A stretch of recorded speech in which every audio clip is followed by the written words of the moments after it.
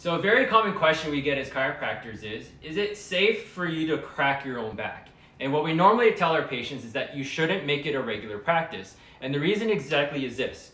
So within the spine, you have a spinal segment usually that is restricted, right? And what you're feeding into with cracking your own back is actually getting to the ones above and below it, where you can see that they're more mobile than they should be, all right?